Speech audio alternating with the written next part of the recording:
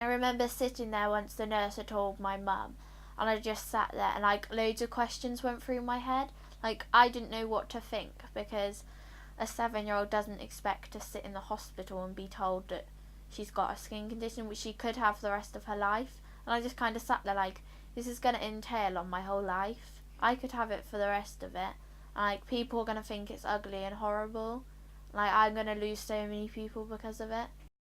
So I feel like I'm best equipped to cope with it right now because I'm kind of at a peak in terms of adaptability. So I can just take it on in the same way that kind of you'd add a meeting to your calendar or something, or you decide that you want to start playing a different sport this year and you add it on. I've got to sort of put some cream on at night and you just add it on in that sense. So it's not something it's not something out of the blue, it's something that I can sort of tag on to a lot of other things. So it just kind of becomes part of life. I feel like it's a really strange journey. It's been a really strange journey for me because when it's at its worst, you always think, I just want it to get even a slight bit better and I'll be happy. And then when it does, you're not, and you're just sort of never really satisfied.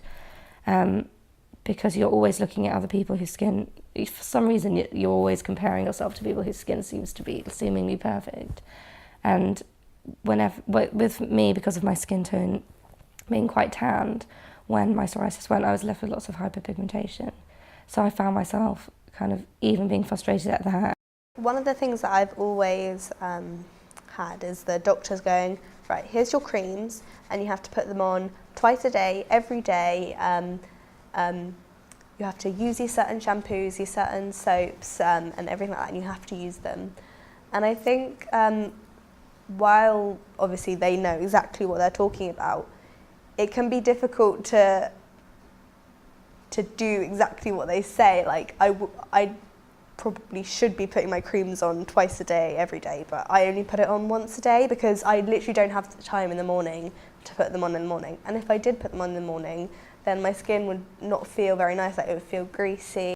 So I think for anyone who's coming into contact with someone who's got a skin condition, whether they're a GP or whether they're a friend, whether they're a stranger, try to think that this person isn't just a rash or a boil or a whatever.